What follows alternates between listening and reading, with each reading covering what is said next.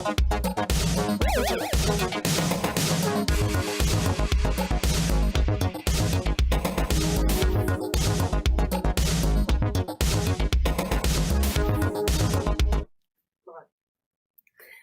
my name is Arianna Harris, producer and host of Aim for the Stars, where you'll get to meet the stars of today and tomorrow. I'm an actress and model from the East Coast of the United States, and this show is brought to you by Jess TV and Jess FM radio from Lethbridge, Alberta. I am pleased to introduce my next guest, Stacy Newton. Stacy is an actress, screenwriter, and author. I'm so happy that you could join me today. Thank you so much. I definitely appreciate the invitation. This is so nice.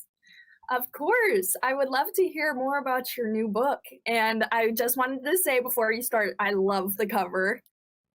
Oh, thank you. Are you speaking of Filamina? Yes. Yes, yes, that is. Thank you. Yes, that's my Russian spy.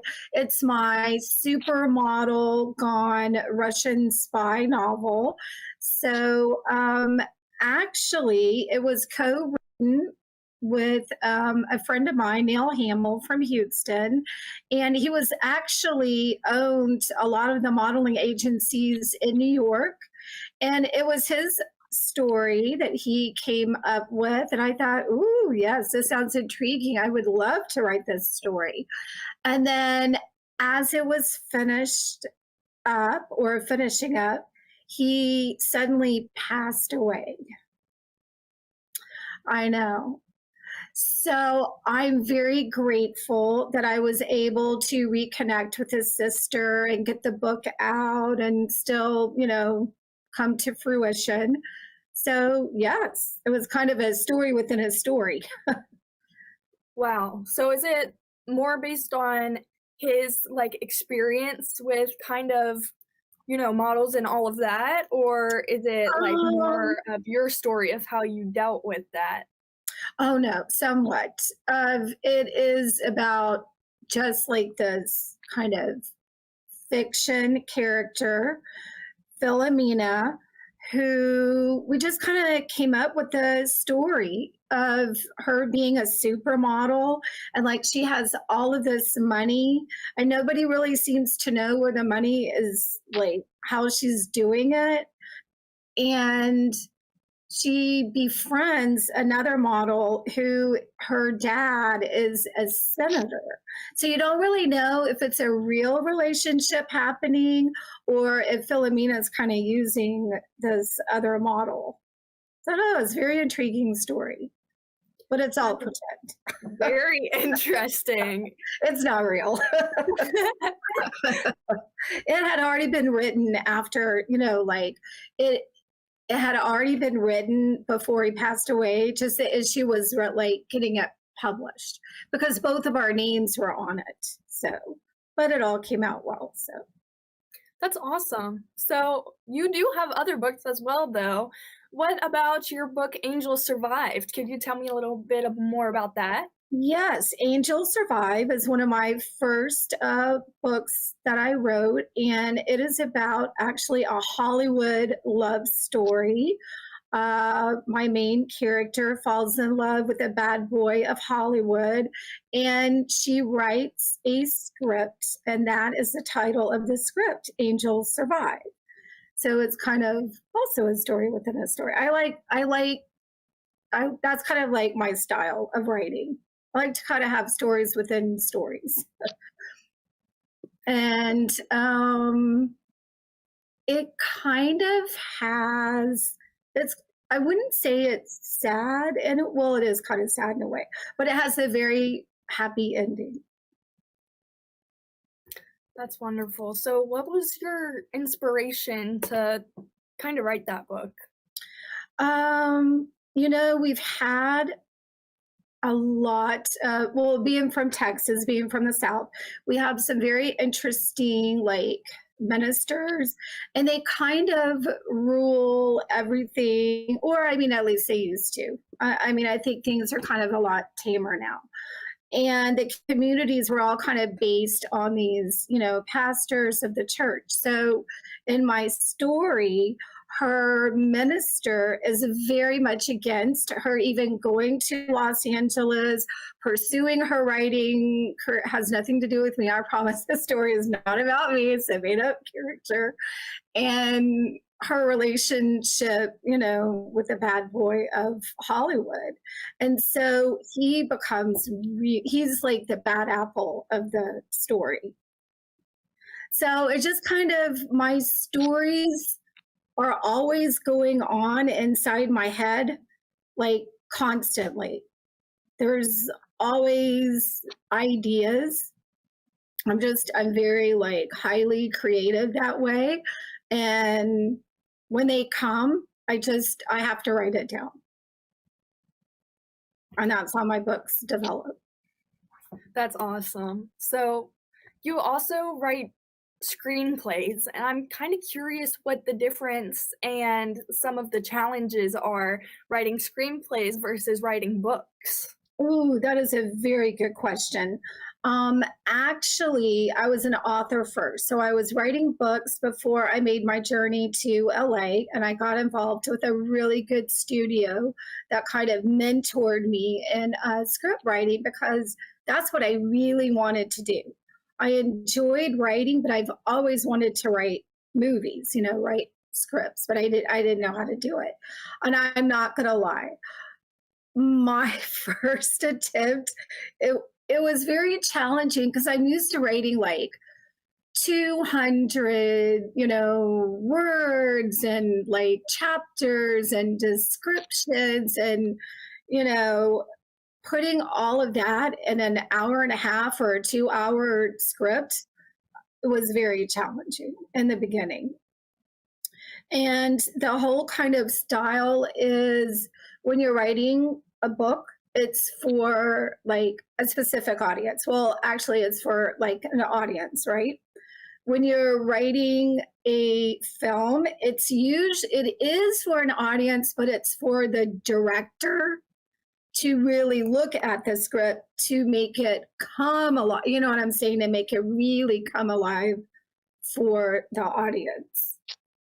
So I really had to keep that in mind when I was first writing, because I really had to downplay a lot of my descriptions, which, as an actress and reading scripts, it's very different than reading a book.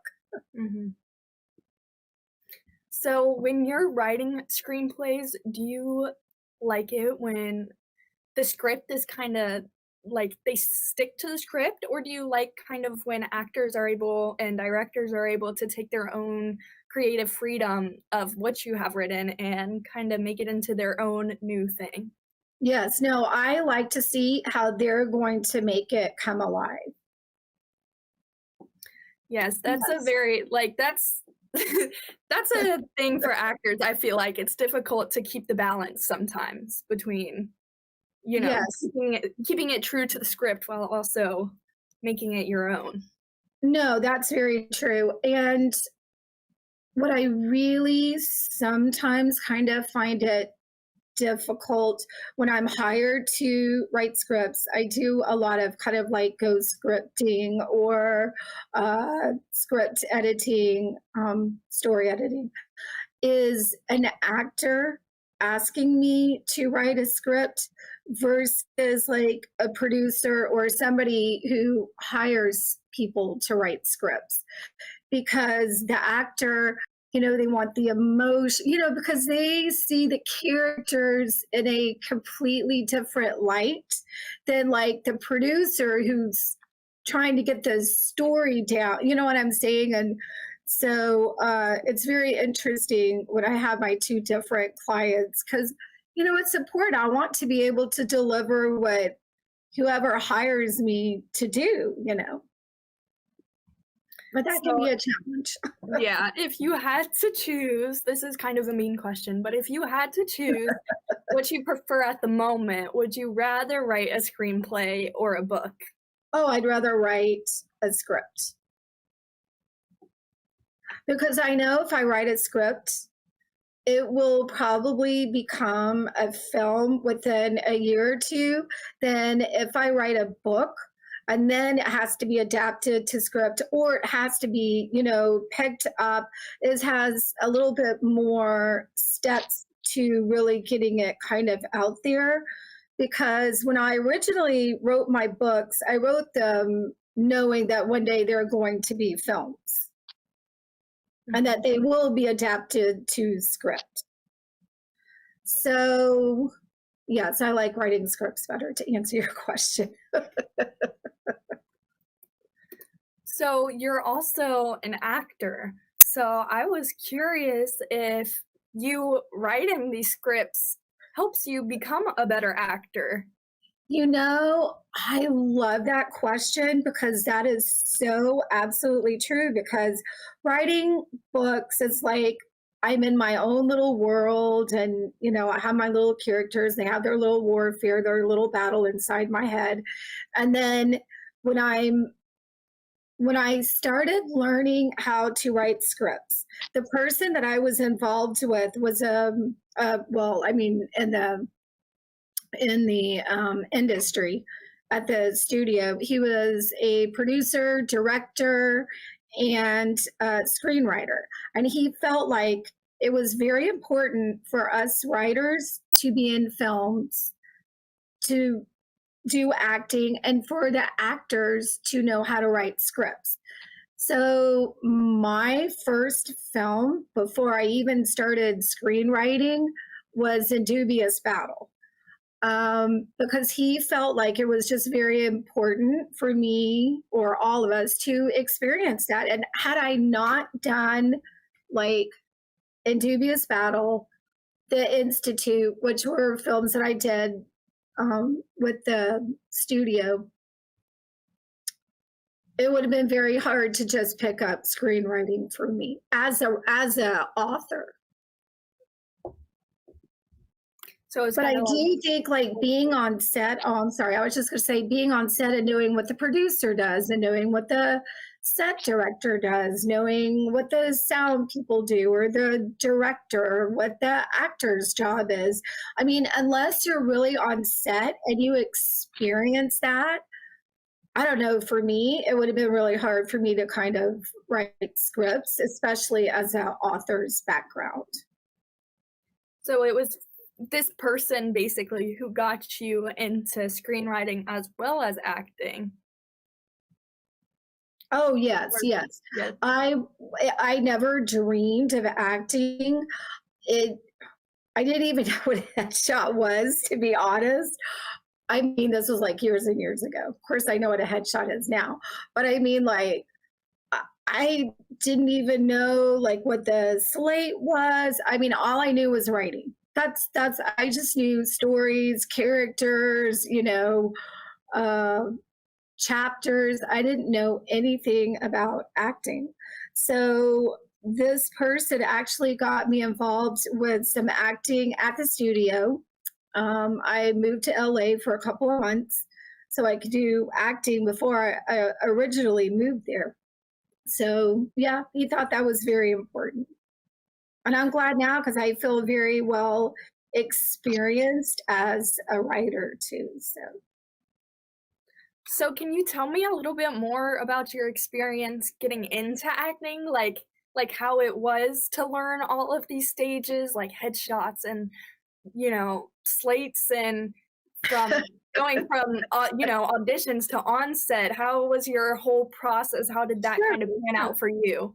So the first couple of months when I was in LA, I did Meisner technique, which was, I liked the natural, and the person that I was with liked the very natural part of acting.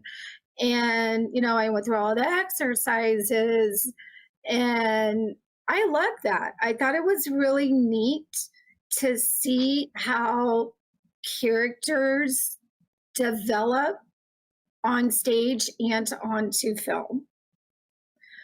But really, it was just the ongoing experience of just really being like exposed on set every day. Like when I was in the Institute, we filmed every day for months. And it was just very good exposure for me. And in fact, it made me kind of want to write more. I mean, I loved the acting. I thought it was a lot of fun, but I think I'm more of a writer than I am an actress. That's so funny that you realized that. And just, I'm going to reintroduce us for everybody joining in. I am Arianna Harris. I am the host and producer of Aim for the Stars, and we're coming to you live on Jess TV, and my guest is Stacy Newton. She's an author, actor, and screenwriter. So back to our questions. Okay. What was your most memorable moment from on set? Oh gosh, there's so many, and I don't know which one I would like to share. Well, okay, this is kind of a funny story, and it was memorable too. So we were in Yakima, Washington, shooting part of *In Dubious Battle* because most of it was done in Georgia, and I'm not going to say who it was. It was I was kind of sandwiched in between two very famous celebrities. So I was nervous enough already. So our scene was to walk. I was an apple picker. So I was carrying my apple picker, and we were supposed to turn the corner. Well, the actor next to me kind of wedged in a little closer to me, and I tripped over this famous celebrity's foot, and then he almost tripped over, and I was like, oh my gosh, I am so sorry. Like, I was mortified to death. And he looked at me. He was like this really tall like actor, and he looked down at me and he's like, that's okay, little lady, you can trip over me anytime. And it made me feel like, wow, we see these celebrities and they seem so, but they're really actually some of them are very down to earth, and like, he wasn't like cussing me out that I had done something wrong, like, I don't know. But it was a good, I'll never forget that moment. Hey, it really does happen to the best of us, and it's important to realize that there are people too. Exactly. Did that help you calm your nerves any, or were you more stressed after that? That's a good. I think I realized at that moment that famous people are not always like how they're much more down to earth than what I had realized. I think that's also very memorable for me to have learned being on the set and meeting so many famous celebrities that I was in scenes with. And I was just like, oh my gosh. And they were just so real. They would just come up to me and introduce themselves. And I'm thinking, I already know who you are, and, like, they want to be seen as, I guess like all of us, but so, yeah. That was very nice. I'm glad you had a good experience with that. Yes, me too. Which one of your performances in film or TV are you most proud of? Can you tell all the audience about that? Sure. Sativa, which was a really short indie film that I did with one of my friends from the studio, Jeff Vernon. It was his story. He directed it, produced it, wrote it, and I loved being Rose. She was like one of my favorite characters, and I think it's actually on Amazon Prime or YouTube. You can just, Google the film. It's really short, and I loved doing that. That's awesome. I mean, yeah, was it like, that's easy to find, obviously. Yes. Was there any other performances that you really liked as well for like a different reason? Yes, I like doing the Institute because I think, did I play 3 different characters? 1, 2. I played 2 different characters on the Institute, and I loved the versatility of the characters that I played. They were so incredibly different. One character was just a night shoot, and then the other character, that's who I played throughout the film. And I really like the versatility of different characters to play. Although I do like Rose and Sativa because I am very nice and I look sweet. And she ended up not being very sweet and nice. And I kind of like that kind of dual role. Those are both really good reasons. And, you know, you don't normally have a position where you get to play multiple characters. So that's pretty cool as well. But it's kind of fun playing like an evil person, but people don't know you're evil yet. That's true. But then when they learn you're evil, everybody's all scared of you. Oh, I know, right? That's true. So I kind of I want to move off of the acting and writing side of things and learn a little bit more about you. Do you have any role models that you look up to? Now, this can be acting or just in your personal life or in general. Right. A couple. Anne Rice, really reading some of Anne Rice's books really got me into character development for writing, because her books, even though they're like vampires and all that kind of stuff, her characters have a lot of passion and a lot of very relatable characters. And I really admired that. And I tried to kind of adapt that style. Like, I don't think it's necessarily that you really love the villain, but I think it's important to know kind of like why they're the villain. Like, okay, I can understand that emotion or that sensitivity. And I know this sounds kind of cheesy since she did pass away, and I'm not saying that, but Diane Keaton. Oh, when I saw Annie Hall, when I saw that movie for the first time, oh, it just made me all of her. Now, she can be a very versatile actress. And that really hit me hard because she had always been one of my all-time favorite actresses of the world. You know?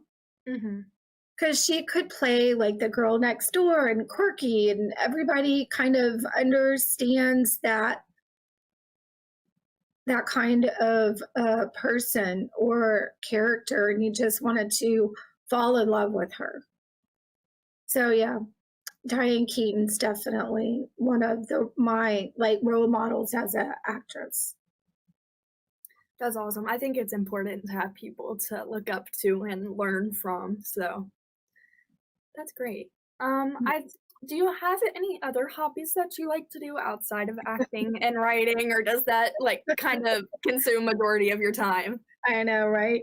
I guess this kind of goes with what I do, but I'm a huge movie buff.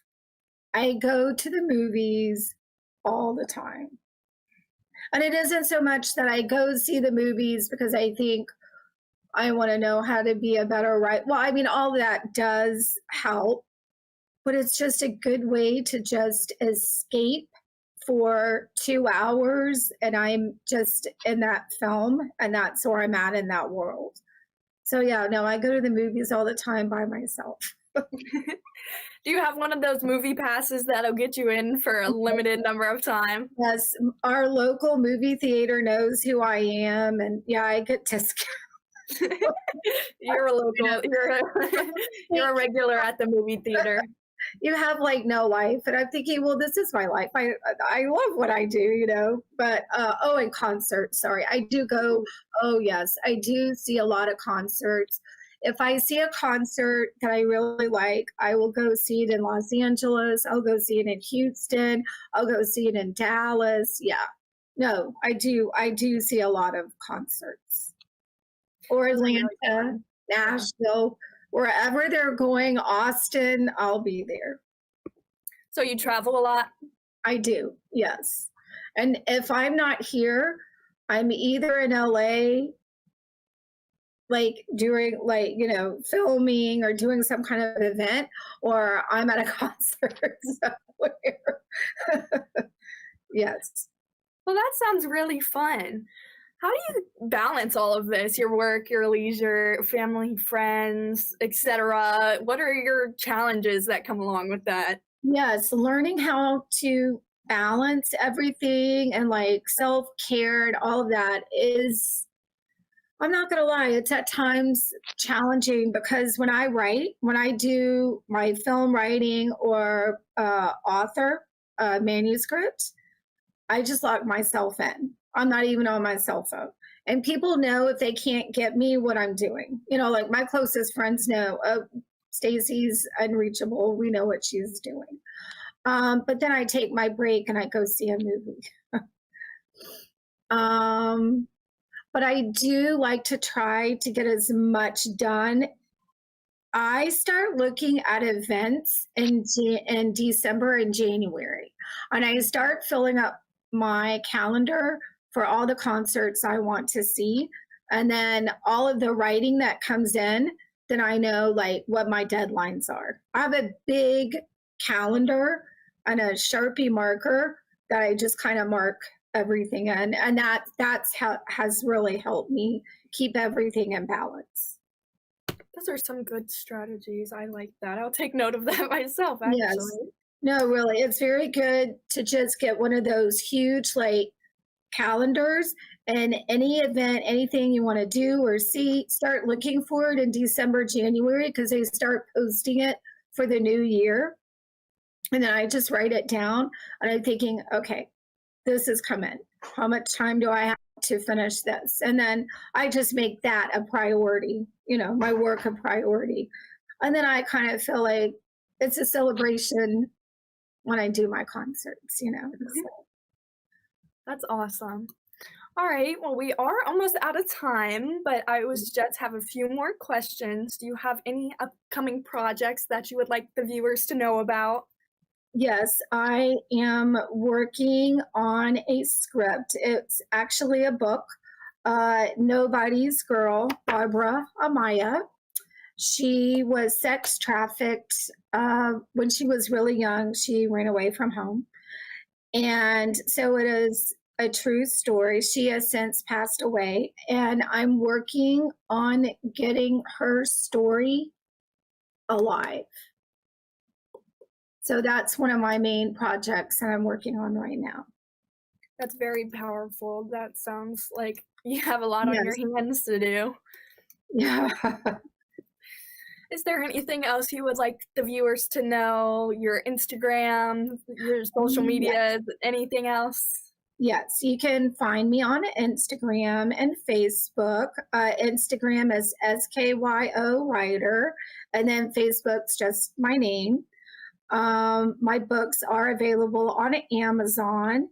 And there's another book that I co-wrote with Tony Gibson called Immortal's Invitation.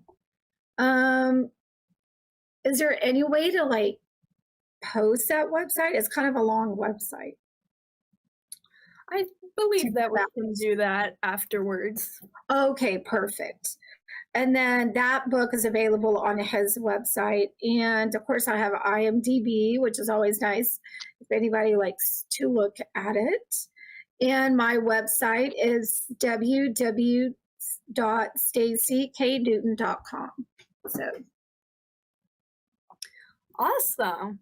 Well, thank you so much for joining me today, and thank you to our viewers for watching Aim for the Stars. Be sure to catch my other episodes on Jess TV and on Roku.